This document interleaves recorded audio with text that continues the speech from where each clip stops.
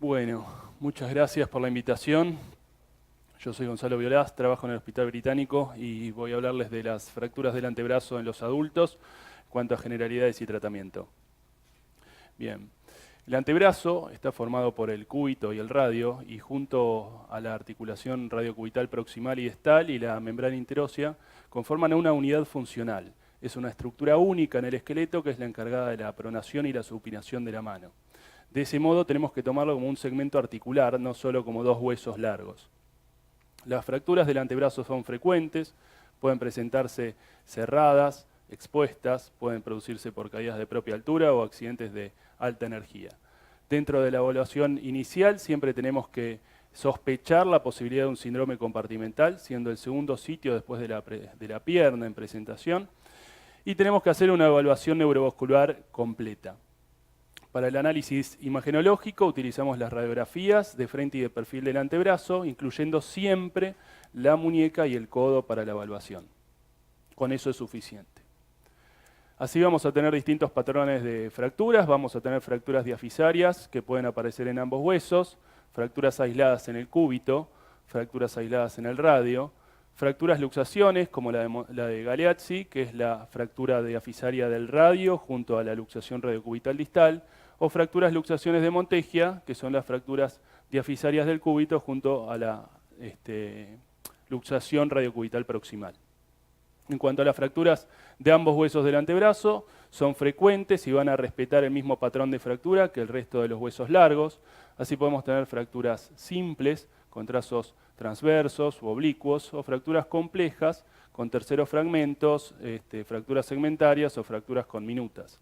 Ya en la década del 50, Houston mostró en una serie importante de casos el muy mal resultado clínico que tiene no operar estas fracturas. Esto genera una secuela, fundamentalmente en la pronación y la supinación. Tenemos que siempre que se nos presenta una fractura de antebrazo, pensar, nuevamente digo, que es un segmento articular, por lo cual necesita una reducción anatómica y una fijación interna estable y rígida. Por eso lo que se recomienda, salvo que las condiciones clínicas del paciente no lo permitan, es la reducción abierta, anatómica, lo digo nuevamente, y la fijación interna, que convencionalmente se hace con placas y tornillos. Para esto se recomienda también siempre el utilizar dos abordajes quirúrgicos, no uno. Con eso disminuimos la posibilidad o la incidencia de osificaciones heterotópicas, que es una complicación de este tipo de fracturas. Se hace un abordaje por cada una de las fracturas. Y siempre uno busca reparar la fractura más simple inicialmente para que sirva de molde y podamos de ese modo reparar la más compleja. Entonces siempre vamos con la más simple primero. En cuanto a las fracturas aisladas del cúbito, son fracturas también frecuentes que se van a producir por golpes directos en el cúbito y pueden dividirse en estables o inestables dependiendo de algunos parámetros. Si ocurren en los 2/3 distales del antebrazo, van a considerarse estables, del mismo modo que si no tienen un desplazamiento mayor del 50% de la diáfisis ni angulaciones mayores de 10 grados. En cambio, si tenemos fracturas en el tercio proximal del cúbito o fracturas con compromiso articular, angulaciones mayor de 10 grados o desplazamientos mayores al 50, vamos a considerarlas fracturas inestables y deben tratarse de la misma manera que las anteriores, con la reducción abierta y fijación interna. Las fracturas estables, no lo dije, se tratan de manera conservadora, con muy buen resultado. Hay trabajos con nivel 1 de evidencia que muestran que las fracturas estables tienen un buen resultado clínico y funcional con el tratamiento con yeso antebraquiopalmar. En cuanto a las fracturas aisladas del radio, clásicamente se consideró que estas lesiones en la diáfisis solo podían ser parte de una fractura luxación de Galeazzi. Quiero decir que no podía, en teoría, romperse el radio sin luxarse la articulación radiocubital distal. Eso en la bibliografía más reciente se puso en duda. Hay bastantes series de estudio que muestran que no necesariamente esto es así, y a fines prácticos les presento esto de esta manera. Frente a un paciente con una fractura de radio diafisaria, en la evaluación radiológica les recomiendo observen en qué condiciones está la articulación radiocubital distal. Si la articulación radiocubital distal en el frente y en el perfil se consideran congruentes, quiero decir en el frente, la varianza cubital no es mayor de 5 milímetros comparativamente con el lado contralateral, no hay fracturas en la base de la estiloides. Y el trazo de fractura es bastante proximal, y me refiero a este punto de 7,5 centímetros desde la superficie media de la articulación del radio. Son parámetros radiológicos que nos pueden hacer pensar en que la articulación radiocubital distal está estable, y eso tiene consideraciones de tratamiento posteriores. Ya sea estable o inestable, siempre lo primero que hacemos es la reducción abierta y la fijación interna del radio con placas y tornillos, y posteriormente, y este es el gold standard, lo que tienen que siempre tener en cuenta, es evaluar en qué condiciones está la radiocubital distal. Se hace un peloteo en posición neutra, supinación y pronación, y se evalúa con el lado contralateral para evaluar, si, valga la redundancia, si existieran inestabilidades. Si no existieran inestabilidades clínicas y radiológicamente no hubieran parámetros de inestabilidad, se puede tratar solamente el radio y permitir la movilización temprana. En cambio, este es un caso bastante, visualmente bastante claro, pero a veces puede dejar algunas dudas. Cuando la varianza cubital es positiva, mayor de 5 milímetros, o existieran fracturas en la base de la estiloides, o los trazos fueran bastante distales, léase menos de 7,5 centímetros de la superficie articular, y luego de la estabilización del radio existiera una inestabilidad clínica, se recomienda siempre hacer una estabilización de la articulación radiocubital distal. Estas son las llamadas fracturas de necesidad, porque no estabilizar esta articulación genera muchas secuelas funcionales. Hay varias técnicas que se utilizan, generalmente funciona bien en pronación de supinación, que es la posición de reducción del cúbito versus el radio, realizar un enclavijado radiocubital por 6 semanas. En cuanto a las fracturas, luxaciones de Montegia, ya comentó algo el doctor Patiño, son las fracturas del cúbito asociadas a una luxación radiocubital proximal. José Luis Badó, en Uruguay, en el 67, describió la clasificación que todos utilizamos tradicionalmente, que la divide a fines prácticos en 4 tipos. El tipo 1, que ocurre más que nada en niños, tiene la luxación anterior del radio. El tipo 2, la luxación posterior. El tipo 3, la luxación lateral. Y el tipo 4 asocia fracturas de ambos huesos.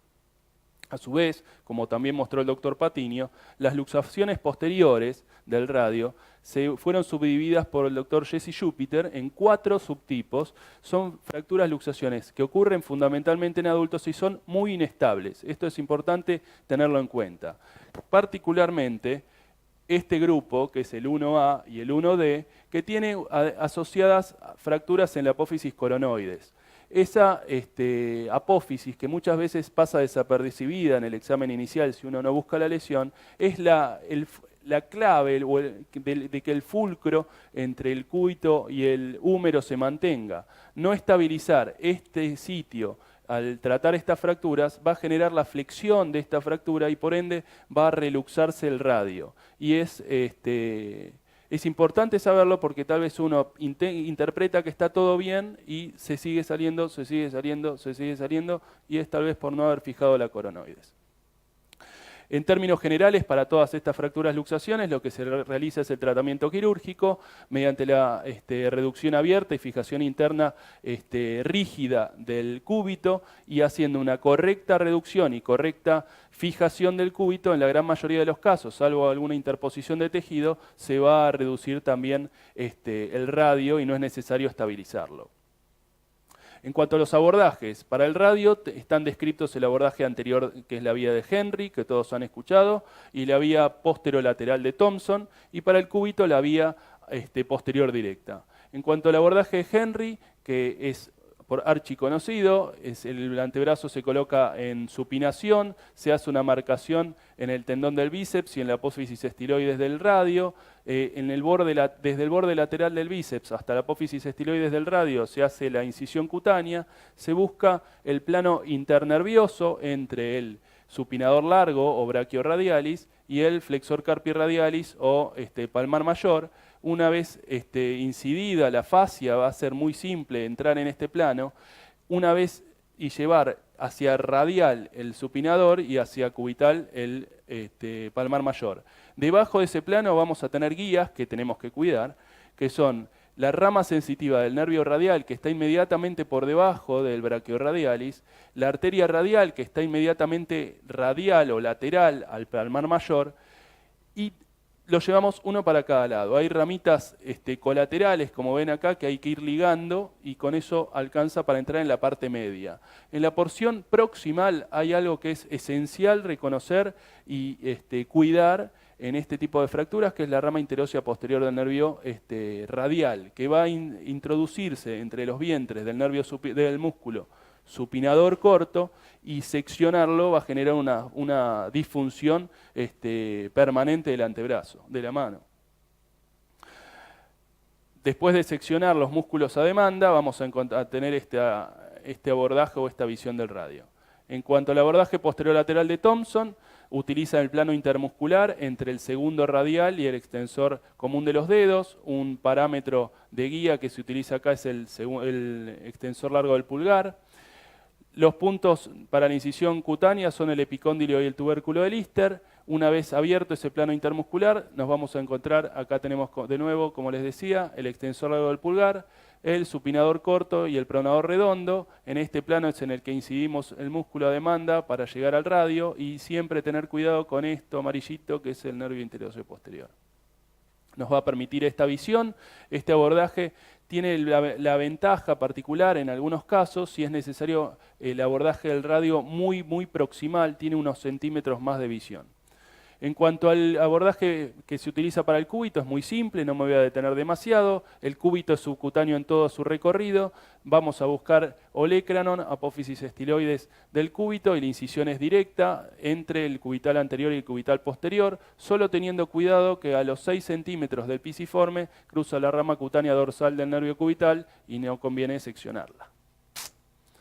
En cuanto a la osteosíntesis, convencionalmente se utilizan las placas con tornillos, pueden utilizarse las placas LSDCP o LSP, dependiendo de la familiaridad, el tipo de fractura y la calidad del hueso del paciente. Hay actualmente estudios que hablan muy bien de los enclavados endomedulares acerrojados, pero no voy a detenerme por tiempo en discutir ese tema hoy. Para la osteosíntesis utilizamos la técnica AO, que espero conozcamos todos muy bien. Para fracturas simples se busca la estabilidad absoluta de la fractura. Así, en fracturas transversas u oblicuas cortas, lo que vamos a hacer es colocar placas de compresión, y para fracturas oblicuas largas colocaremos tornillos transfracturarios que pueden estar dentro o fuera de la placa, dependiendo la localización o el trazo de fractura. Acá un ejemplo con placas de compresión.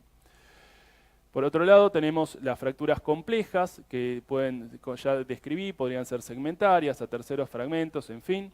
Acá lo que se busca no es la estabilidad absoluta, sino la relativa, para darle mayor valor a la biología del trazo de fractura y permitir un micromovimiento, el strain, como se describe. Solo se van a estabilizar terceros fragmentos si son de un gran tamaño y para mejorar el contacto entre los fragmentos principales. En este caso se utilizan placas puente que tengan suficiente estabilidad. Este es un ejemplo de una fractura compleja de radiocúbito. Después de la estabilización de la osteosíntesis de los huesos del antebrazo, siempre es necesaria, siempre, la evaluación de la articulación radiocubital distal. Esto se hace mediante el peloteo en posición neutra, pronación y supinación del antebrazo. Y bien. En cuanto por último al injerto de hueso, es algo que está muy discutido en fracturas agudas, ¿sí? Hay series que mostraron que en fracturas con pérdida de más de un tercio de la cortical o signos de inestabilidad intrínseca importante, estaba recomendado y llegaba a unos altos índices de consolidación. Sin embargo, utilizando los mismos parámetros y sin utilizar injerto de hueso, se llegaron a los mismos resultados, o incluso en fracturas con minutas, colocar o no colocar injerto de hueso daba los mismos resultados, con lo cual la bibliografía no es muy concluyente en fracturas agudas. Sin embargo, sería razonable en déficit de stock óseo utilizar injerto de hueso. Para concluir, bien, las fracturas del antebrazo son fracturas frecuentes. Siempre en la evaluación clínica inicial debemos sospechar la posibilidad de un síndrome compartimental. El tratamiento de estas fracturas, salvo cuando tengamos una fractura aislada de cúbito y con criterios de estabilidad, es quirúrgico. Al antebrazo se lo considera un segmento articular y requiere una reducción anatómica, devolviendo la arquitectura correcta del antebrazo con la longitud y la curvatura del radio. Hay que extremar en el abordaje fundamentalmente del radio, el cuidado neurovascular, recuerden nervio interóseo posterior, rama superficial sensitiva del nervio radial y la arteria radial. Después de la osteosíntesis siempre es necesario evaluar la articulación radiocubital distal y en pacientes con déficit de stock óseo estaría recomendado racionalmente el uso de injerto de hueso. Muchas gracias.